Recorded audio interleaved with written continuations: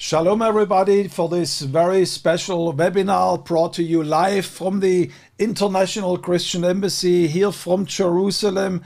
And today again, I think this is the third webinar that we are having on this incredible crisis that unfolded over this past few weeks, where we saw refugees in numbers up, some people say up to 4 million people leaving the Ukraine because of the attack of Russia and moving on to Western countries. And many of them, Jewish people, many of them, they will find their safe haven and a new home in the land of Israel. They decided in the midst of this crisis to return back to the land of Israel. Now, the Christian Embassy is active on so many different areas on this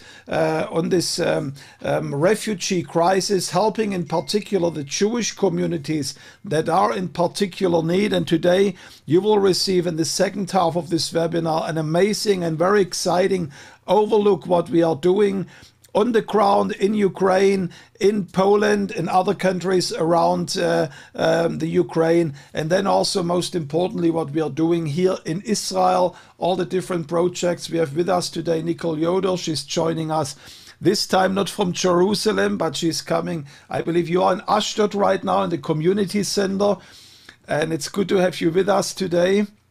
And most important, in a way, this is really a special treat today, what you are receiving today.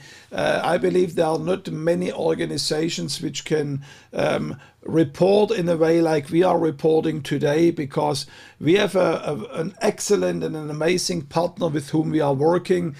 Shimon Sabag, he's the chairman of an organization in Israel called Yad Ezer L'Haver. And he is a well-known figure in Israel. Many people know him because of the amazing social work that he's doing. He is our main partner also for the Home of Holocaust Survivors in the city of Haifa. But when this crisis started to happen, Shimon, I believe, was one of the first people to jump on an airplane and said, I need to go to the Ukraine, I need to go to Kiev and to the areas where we do see conflict, and I need to see what I can do in order to bring Jewish people back to Israel. And we have been partnering with him over this last 3 weeks.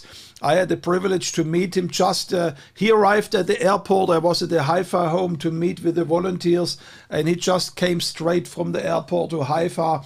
And he gave me a report about the situation in the Ukraine and about what he is doing. I felt it's important that everybody has an insight what is taking place, what Shimon is doing, and how you can partner with the Christian Embassy in order to help many, many more people that are affected by this war in Ukraine. So Shimon, it's a great, tremendous pleasure and an honor to have you with us today. Nicole, can you translate for Shimon? Shalom lekulam. Hello, everybody. I will ask a few questions now. What I would like to ask everybody, because Shimon is going to speak in Hebrew, please, everybody, if you want to listen in English, please go in the language on the interpretation channel. Go to the language English. There is if you are on a desktop, there is down an interpretation icon. Please choose the language English, because then you will hear the English translation. And if you are on an iPhone or another smart device, there's a little menu somewhere on options, and there also you can choose the translation language. And please choose, everybody who wants to understand what Shimon is saying, please choose the language of English. So Shimon, it's amazing to see you here, because a few days ago you have been just in Ukraine and Kiev. My first question to you is, you know, when people hear about war, they decide to get as far away from the war situation. That's why we have more than 4 million refugees. You decided to go straight into this war situation. Why did you go to Ukraine? שמעון, קודם כל זה מדהים לראות אותך פה, ורוב האנשים ששומעים על המלחמה בורחים למקום אחר, ואתה עשית בדיוק את ההפך. אז השאלה הראשונה שרוצים לשמוע ממך, מה גרם לך להחליט דווקא ללכת לאוקראינה עכשיו שיש מלחמה? קודם כל, שלום לכולם. First of all, hi to everybody. 10 ימים לפני הלחימה, And I want to say that 10 years before the war, לקחנו בניין והקמנו שם מקום. we actually, 10 days before the war, we actually opened up some kind of a hostel for... אז אני יכול להמשיך את זה, אוקיי. אז רק No, it's working.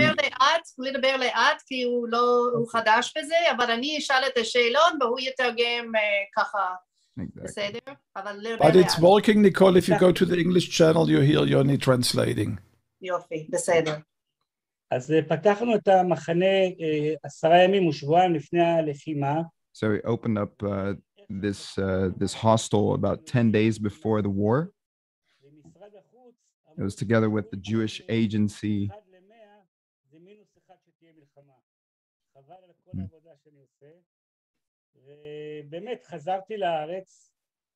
I came back to the country.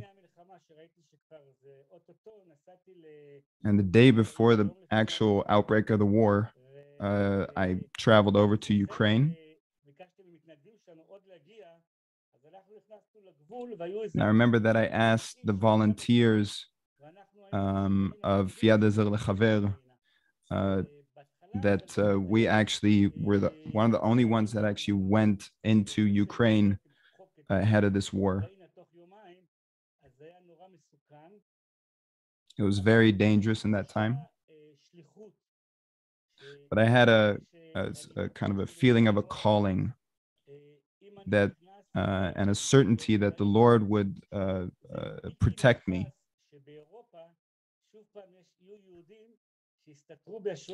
And it's just incomprehensible for me that 80 years after World War II, after the Holocaust, that Jews are targeted again.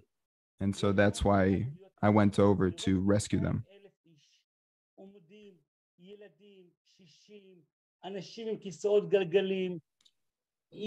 Some of the first days were just horrible in terms of humanitarian aid. It was a terrifying scene to see hundreds of people, hundreds of thousands of people, tens of thousands of people, refugees running away. And I just started buying rations and just handing them out to people. And I felt that the Lord wanted me to be there.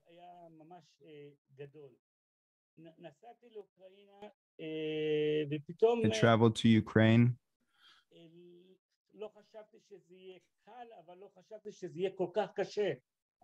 I didn't think it was going to be easy, but I didn't think it was going to be that hard.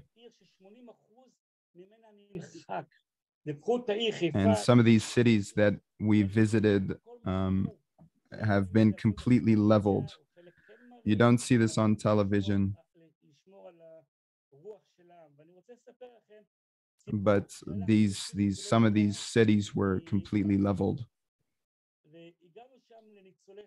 And we got some monopole.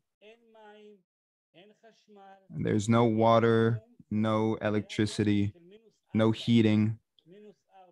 And it was -4 degrees of weather. And we saw crowds of people who were just shivering because it was so cold out. But when we were able to extract them, it was just an incredible feeling. I work with the Christian Embassy for 13 years now. And you guys do an incredible job. And be not mistaken, here in this situation, we rescue these people from certain death.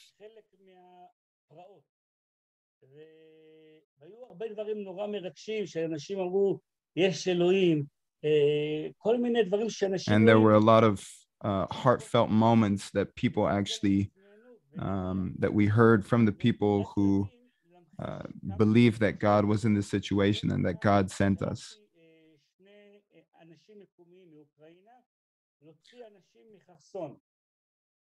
One day I asked two Ukrainians to help get out people from the city of Kherson. Around 3 hours after this happened, there were Russian soldiers standing on the very bridge of the little town that we asked to extract.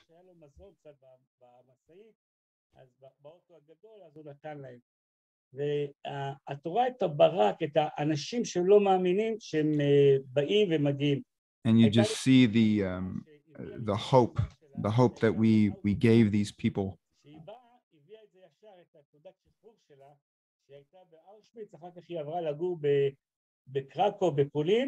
So there was one lady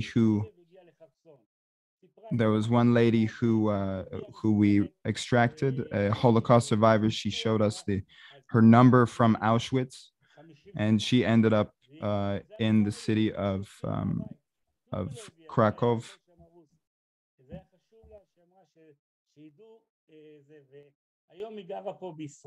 And as we extracted her, she was just so thankful. And she's actually now back in Israel, and they're shooting a documentary for Channel 2.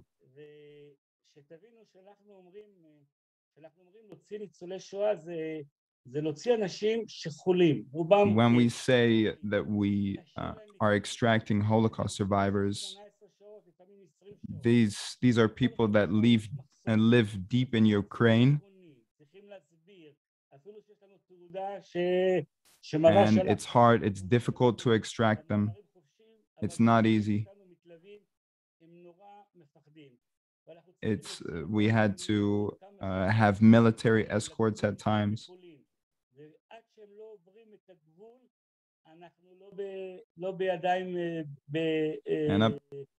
And that whole extraction period, there is no peace until we take these people out, these refugees out of Ukraine, basically into Poland, because it's so dangerous out.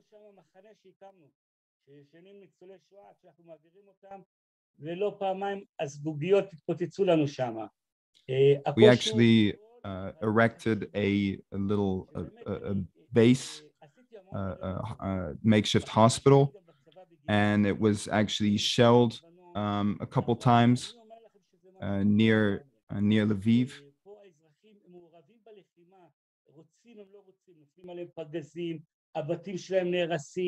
These people's houses are being destroyed.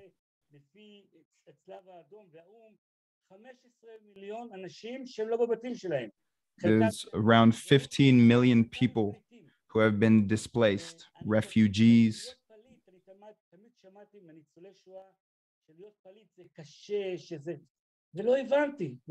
I always heard before that being a refugee, it's difficult and it's hard and it's not easy, but hearing it is different than experiencing it.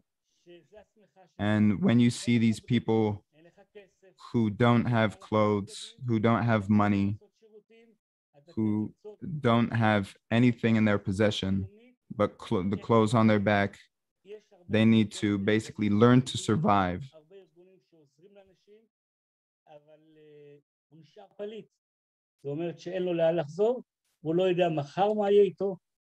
These people don't know what will happen with them tomorrow. It's incredibly difficult. But I want to talk now about the thing that I find most important. Some of these people have gone through and experienced the Shoah, the Holocaust. And for me, I don't want these people to experience anything remotely like the Shoah.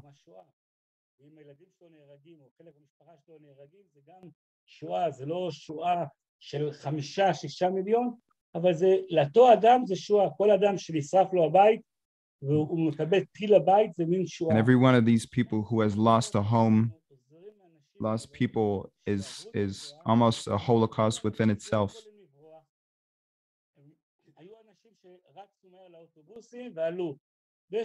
Some of these people have nowhere to go. Some people just stay and fight. הרי מי שלא יודע, חלק מהמקומות, האנשים שלנו לוקחים אותם עם אלונקה. למה אם יש גשר שעובר... Some of these cases where we extracted these people, we actually had to take them on a stretcher and extract them in that manner because they were elderly, they couldn't walk. We had to, it was very difficult.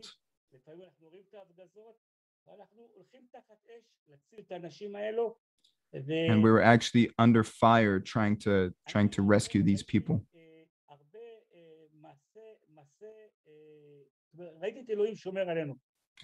I saw God actually protecting us in this time. Some rockets that were fired at us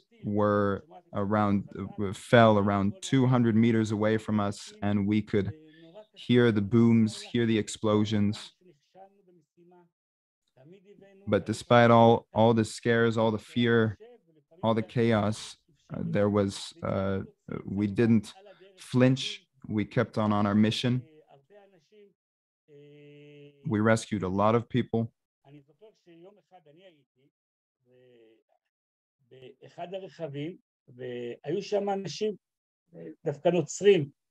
I remember that one day I was in one of the cars going off to extract people, and there were Christians actually in the car with us.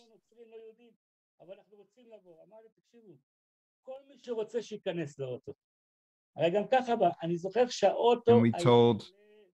we talked to these people and these refugees, and we just welcomed everybody, whether they be Jewish or Christian.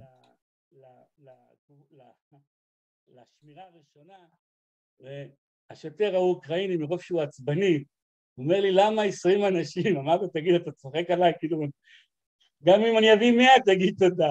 הוא אומר אתה צודק, הראש שלו לא היה במקום. ועברתי לגבול השני, והוא אומר אתם הגזמתם עם האנשים.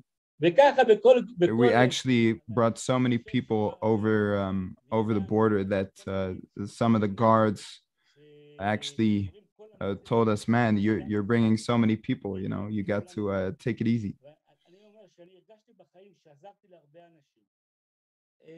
I felt in my life that I helped a lot of people in many ways, but I never in my life felt that I actually helped people and to save their lives.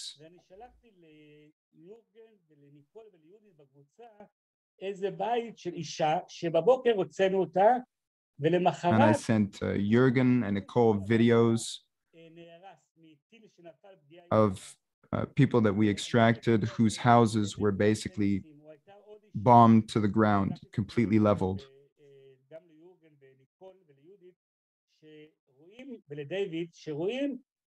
בבית חולים ישראלי, לקחנו שם איזו אישה, בת 91, אם אני לא זוכר את הגיל, שהיה לה, כנראה, היה לה כל הוורידים ממש פקקים, התנפח לבלונים, בבית חולים אמרו, לנו יודעים אותה. There was a field hospital that we took a 91-year-old Holocaust survivor to.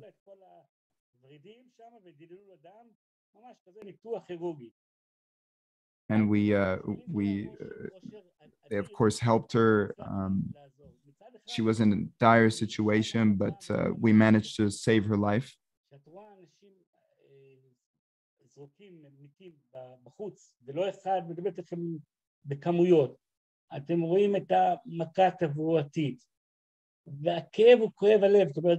When you see the pain, when you see the suffering that these people are going through, that these refugees are going through, that these kids are going through, that the elderly are going through,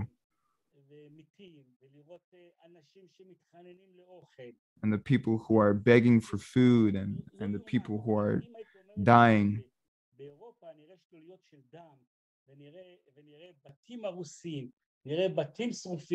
I would never think that Europe would turn back into a country where you could see buildings destroyed, blood in the streets.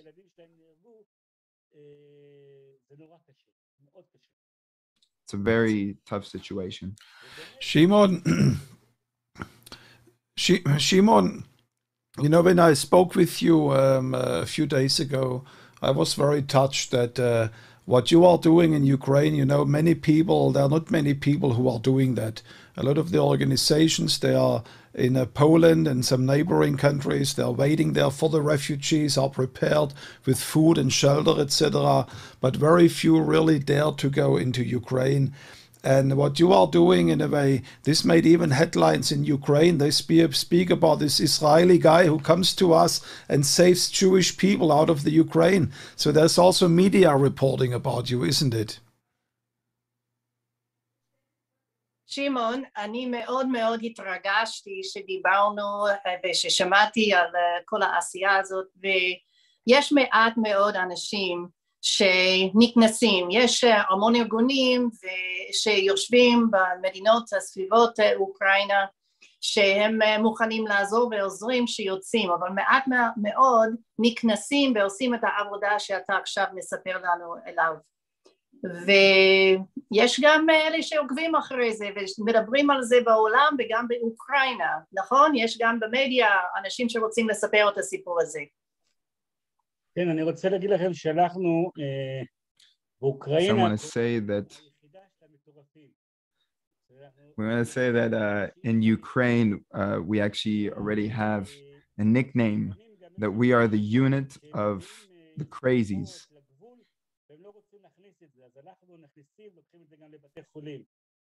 So we actually,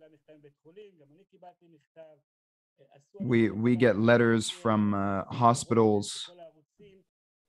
We got noted in Reuters and in the BBC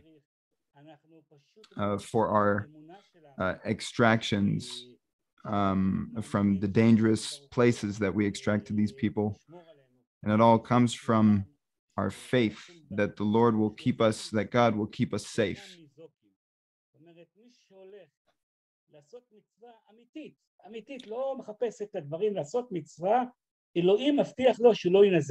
So in the Bible it is written that that someone who really does a mitzvah, a good deed, that God will protect him and keep him safe. If the embassy wasn't around to help and support, we could have done nothing of this.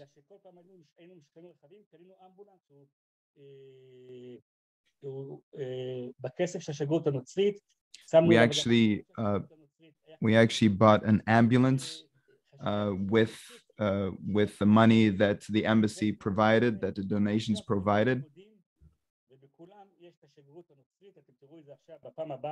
And we labeled them with ICEJ stickers. We labeled the volunteers with ICEJ stickers, because it's important that the world knows that the ICEJ and Christians are helping the Jews.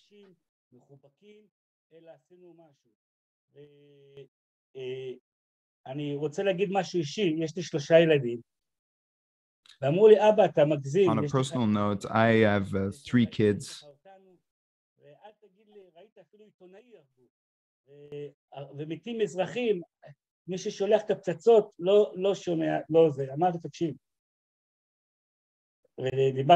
Why? Someone asked me, why are you endangering yourself with a family when you have a family to take care of?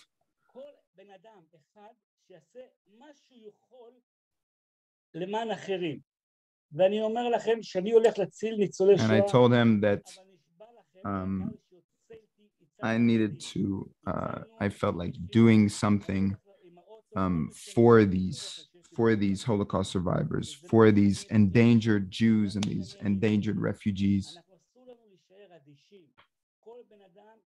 We cannot be complacent. We need to do the best we can to help these people.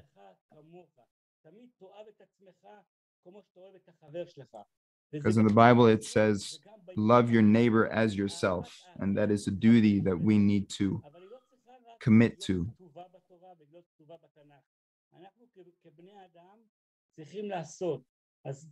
We as people, we need to act upon these words.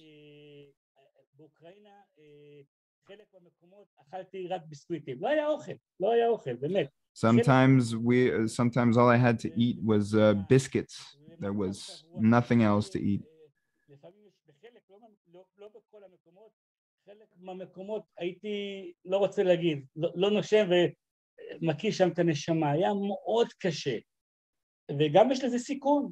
It was incredibly difficult many times.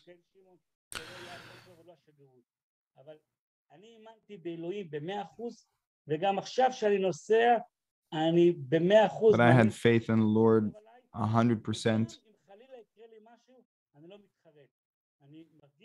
And even if something would happen to me, I do not regret what we did here. Shimon, you helped a lot of people coming out, and the media speaks now about up to 4 million, maybe even more refugees. Tell me, are there still people waiting? I know you're heading back very soon to the Ukraine. How many Jewish people do want to get out? How many Holocaust survivors are waiting for you to come in there? Can you give us a little bit an overview on the situation, how it looks today?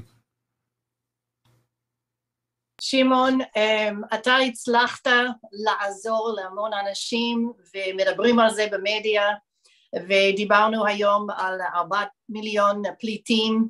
אולי תוכל להגיד לנו, אתה עוד מעט חוזר לאוקראינה, מה אתה מצפה שמחכה לך שם, מה אתה חושב שתצליח לעשות עוד כמה אנשים, אתה חושב שתצליח לעזור בימים אלו? נשמח לשמוע קצת על המצב היום. קודם כל כרגע, אומנם אני לא נמצא שם, אבל... At the moment, despite me not being actually in Ukraine, we have a team in Ukraine, in Lviv. They're still helping refugees.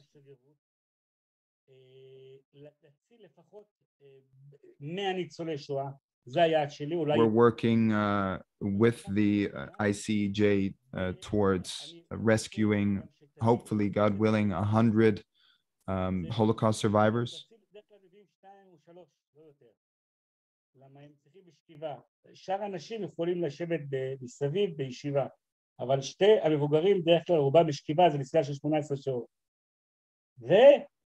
Usually we can only extract them 2 or 3 at a time because it is such a long ride, and these people are elderly, and we have to take personal care of each one of these Holocaust survivors.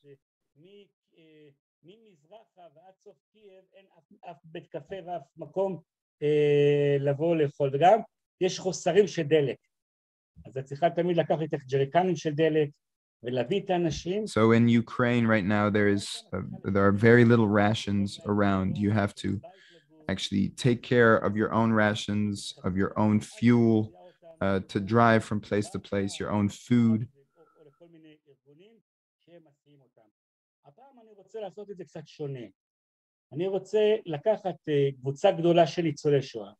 Opposed to last time, this operation, I want to do things a bit differently.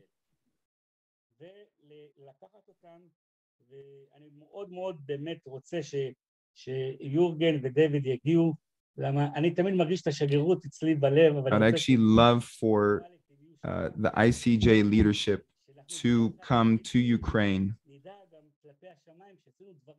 and be with us on the ground and see these refugees in person.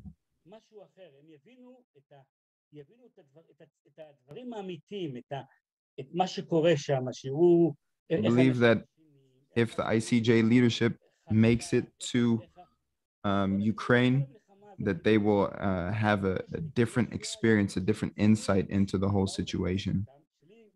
And it would be a wonderful story to tell that the Christians actually came to help extract the Jews and the Holocaust survivors.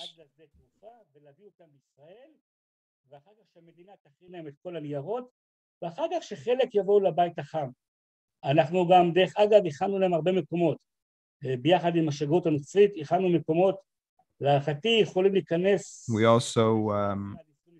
also work towards expanding our house in the Haifa home, our capacity of taking in new people, new Holocaust survivors. I want to bring in as many Holocaust survivors as possible. וחילקנו שם גם מזון וגם חילקנו שם שמפויים וטיטולים למבוגרים, הרבה דברים, גם בבת ים וגם בירושלים. חילקנו שם וראיתי חלק מהניצולי שואה שאני חילצתי אותם, ראיתי אותם שם. We actually gave out rations to some of the Holocaust survivors that we helped extract from Ukraine.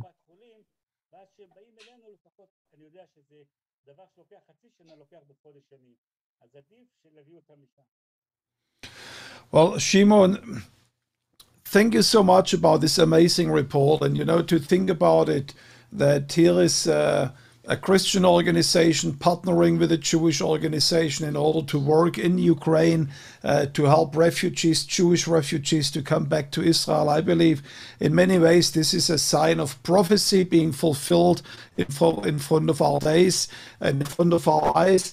And Shimon, first of all, I want to thank you for joining us. We will also have a report from Nicole in just a moment.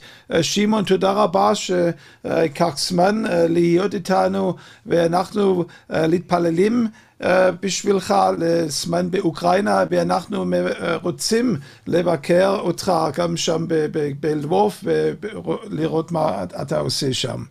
תודה רבה. אני אשמח מאוד, ותודה רבה לך יורגן, ליהודית, ניקול, דיוויד ולכל השגרירות. I just told Shimon that we are praying for him. We are standing with him as he goes back to Ukraine, and God willing, a team of us, I believe David Parsons, myself, maybe some of our branch leaders will go down and be for 1 or 2 days with him in Ukraine, see what is going on the ground. And I want you to understand, as you are watching this program, what you just heard, that's something which is absolutely unusual in Ukraine today. I was talking a few weeks ago with a leader of an organization, and they called us and they said, well, they have they heard about an orphanage in Mariupol, Jewish orphans, and they want to come out. The city is under siege. There's no way how to get them out. And we said, well, wait a second, maybe there is a way. And we called Shimon. He says, we heard there is a Jewish orphanage in Mariupol. It's under fire. Is there a way? Do you have people there? And he says, let me make a few phone calls. And he called me a few minutes later, says, Jürgen, I think we can get them out. I believe we can rescue those people. And just today, I saw the documents. The leaders of those groups, they all arrived in Israel, and the leaders of that group, they already have their Israeli passports in their hand, and they are already integrated here in Israel. So it's really an amazing miracle story. And Nicole, I think, this is, I believe, an absolutely comprehensive work that the Lord allows us to do here. We are literally in Ukraine. We are working with a Jewish agency to bring them here in the land, and we also here on the ground to absorb them. I think there is not much more that you can do. Tell us a little bit what's going on here. Okay, thanks, Jürgen. It's lovely to be here and just give a little update. I think to just give you a bit of the scope of what's going on, because some people like to know the numbers of the calls to the hotline that has been set up to help people with making Aliyah. We have nearly 30,000 people who have called asking for help, and our own hotline in Haifa has been a backup for this hotline. If there's too many calls coming in, we have people in Haifa who are helping out to take the calls, so nobody's left waiting or wondering if they were responded to. And then Nicole, when I was in Haifa just a few days ago, while I was talking to him, there was actually an emergency coming in from Ukraine, and they sorted everything out for him. So it's a very effective hotline. Absolutely. It's very exciting that we even, were asked to be a part of this, because it was very overwhelming. There weren't enough people to answer those calls. And we just happened, together with Yad Ezer L'Haver and our friend Shimon Sabag, to set up a call line for Holocaust survivors in Israel to help them with their basic needs. And then came the crisis of the Ukraine. And we said, we have this hotline set up. We can take the extra overflow of calls that you're not able to get to. And so this has been a very, very important part of us assisting in this whole evacuation effort. Just of those 29,000 or 708 to be precise, about just over 9,000. 9,000 people have made applications to make Aliyah. Of those who have applied to make Aliyah to come to Israel, 7,474 new immigrants have arrived in Israel already.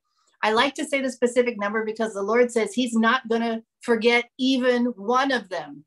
And we hear this from the prophet Ezekiel, where he says, you know, no matter where you are and how far you go, every single one of you, I see where you are. And so we remember every single one. And 374 buses rescued 11,356 people. And of those immigrants arriving just yesterday and today, there are 720 Ukrainian immigrants arriving. And the exciting thing for us is that literally as soon as I finish this call, we're going to be heading over to the airport to welcome an ICEJ sponsored flight of immigrants. And I'm really excited to meet these immigrants that are arriving today. It's very, very exciting and a huge privilege because of the generosity of our friends around the world that we've been able to do this. And Jürgen, as you pointed out, we're also working here on the ground.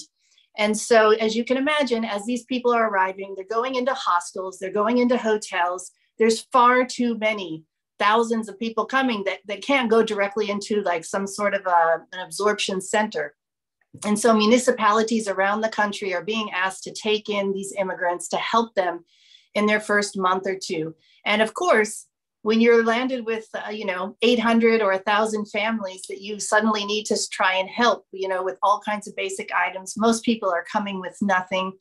You need help with just the basics. And so we said, well, we can do the basics.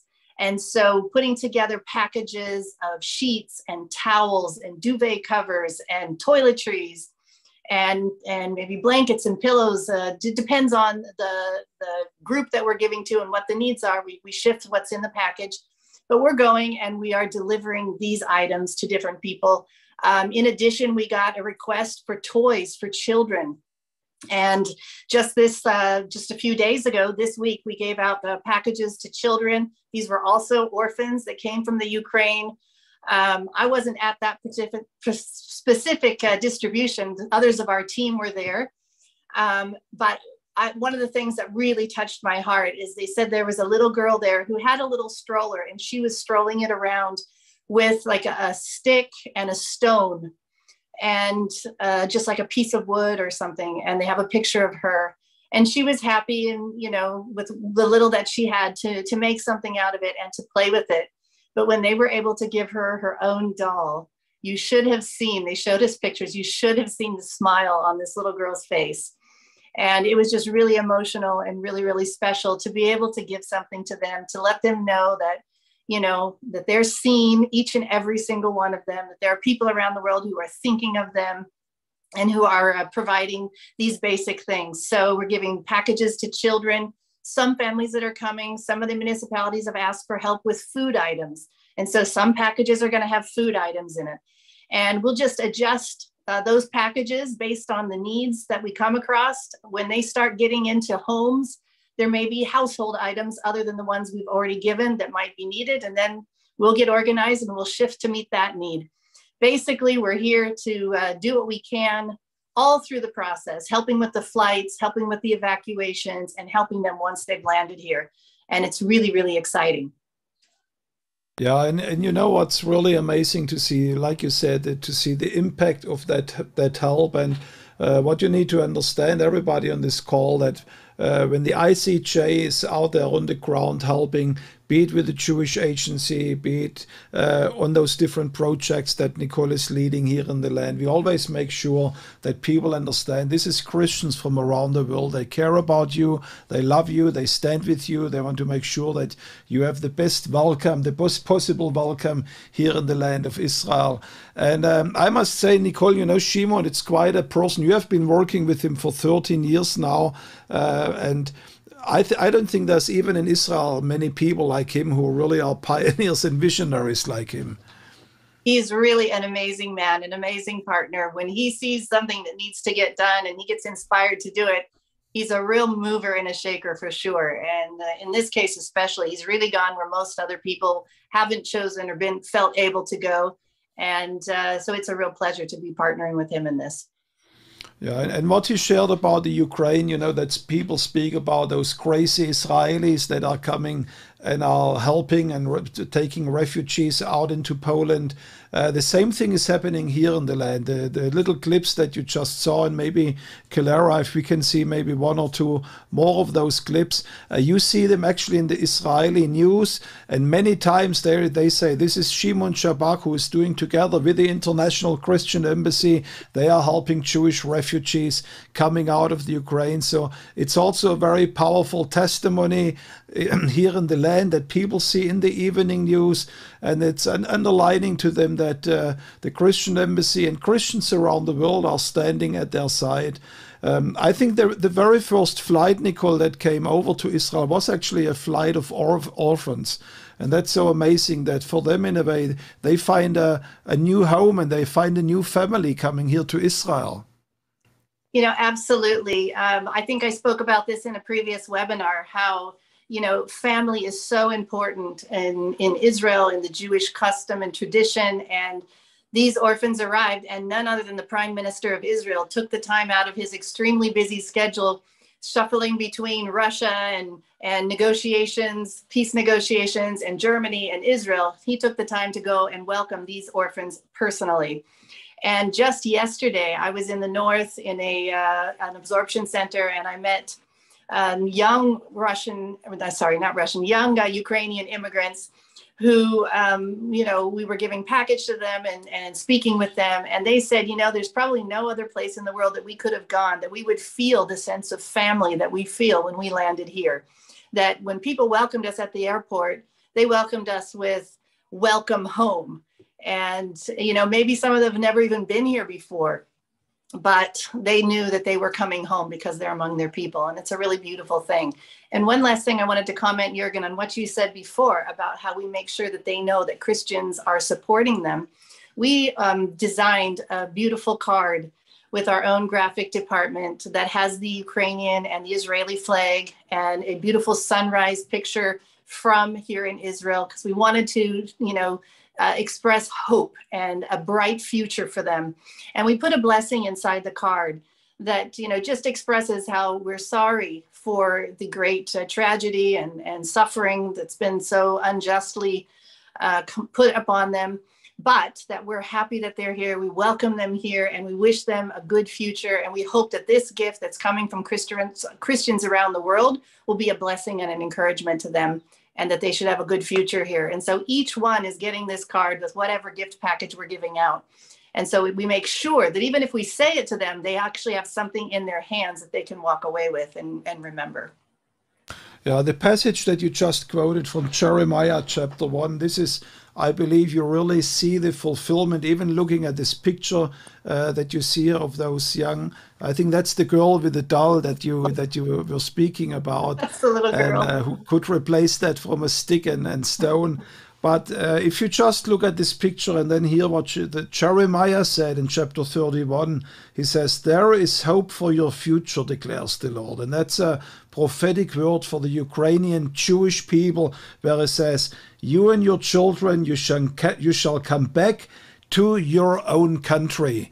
And looking at those pictures, you actually are watching right now those ancient prophecy being fulfilled right now in this time. And people say there is no hope in Ukraine. And together with Shimon and the Jewish Agency and many other partner organizations, we are able to bring that hope to them and to help them to return back to the land of the fathers. Now, a very important point in this webinar is, of course, we want to inform you, but also it's really an appeal and a pleading for help. It's not help for the Christian embassy, but it's really help to assist and to do more with those refugees that you are coming. You see here a little boy with a car that we are giving to them, and you see it was part of the Ynet news.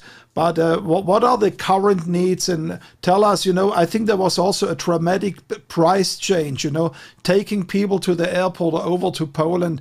This was maybe a few $100s still a few weeks ago. But now when the war starts, we're talking about thousands of dollars for a bus, right?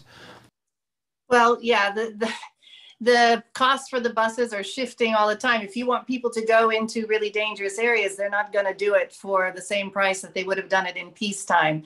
And so the costs are going up. If you want to look at the full cost, and you know what, it's shifting even as I'm speaking. So this may not be tomorrow the exact same, but it's several $1,000s actually, $2,000 to $3,000. But we're basically asking our friends to just do whatever they can, or to even just consider helping one with one part of the journey. Even a $1,000 gift is a suggested donation to help one immigrant. Or if you want to be someone who helps with one of those packages, $100 for toys, a $350 gift package, anything that you can do to any part of it is just a huge, huge blessing. And you can be a part of it and join with us. Yeah, and I think it's also, amazing to think that even our little contribution, $50, whatever we can contribute, it really brings a smile on those children that we saw right now on their face. It makes them feel, even though it might not be a life-changing gift, but they feel somebody's thinking about them, somebody's praying about them, and that they see they are not alone. And that's what you also said, when they come here, they really feel they are welcomed as a family. So I do ask everybody, there should be a link somewhere how you can connect with us, where you can support the work that we are doing.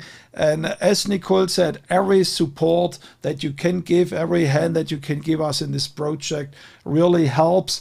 I have to say thank you to all of you. I think there are many people on this call which actually already are supporting us. And we had just on Monday morning, we had a leadership meeting, and we are really overwhelmed with thankfulness about the generosity that we feel right now from people around the world. But as you can see, as quickly as the money comes in, it's going out of our accounts either to the Ukraine or to the Jewish Agency or to buy toys or food packages. I wish you could be in our chapel today. Almost every day there are teams there packing packages, packing toy sets for the kids and all that. So our whole staff is involved with that, and we are just asking you to stand with us in this very critical time. Is there still something you want to share, Nicole?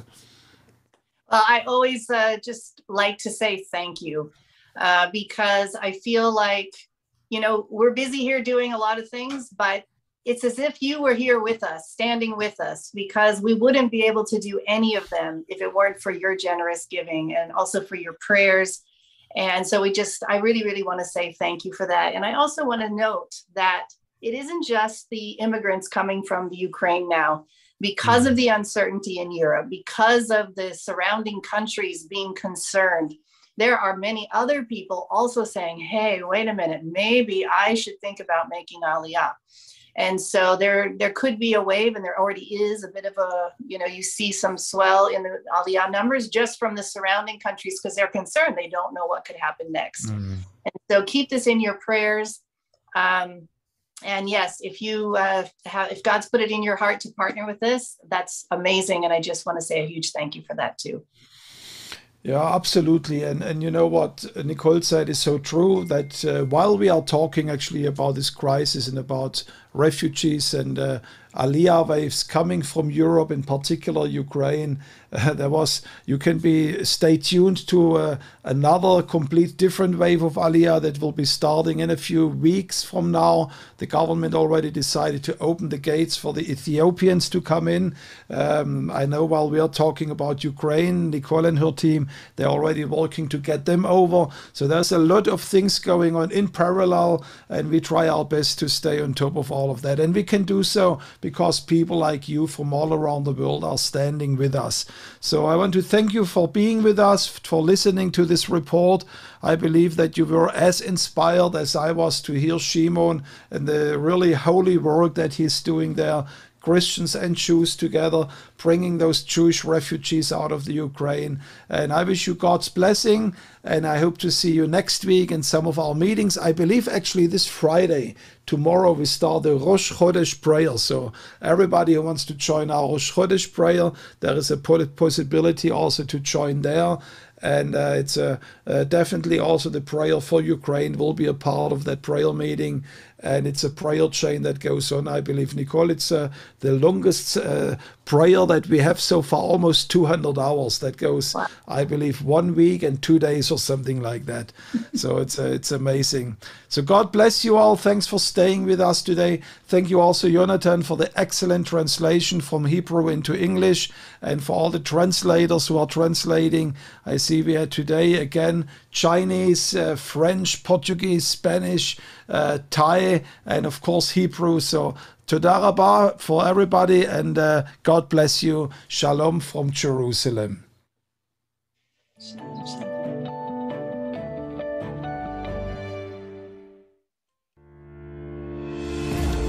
Russia's invasion of Ukraine has set off the largest refugee crisis in Europe since World War II. The intense fighting has already forced nearly 3 million people to flee the country.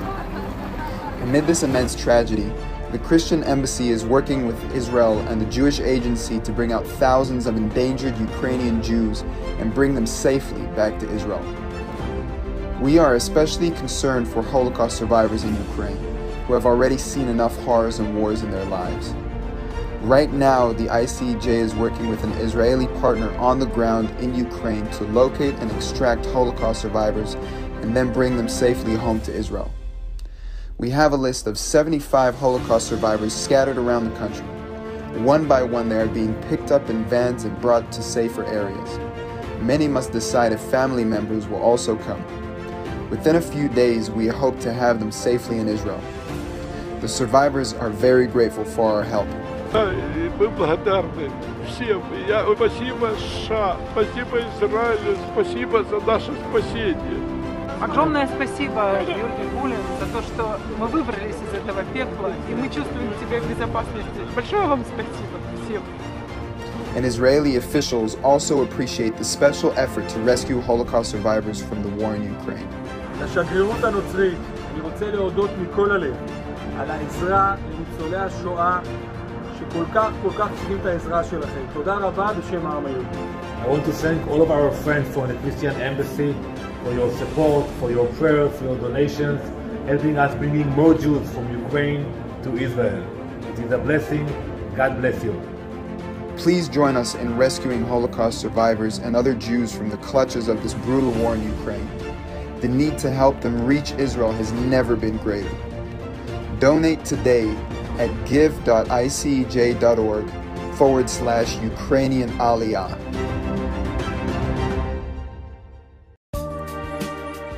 Thank you for joining us today. We'll see you next Thursday at 4 p.m. Be sure to subscribe and follow us on our social media pages for more exclusive ICEJ content.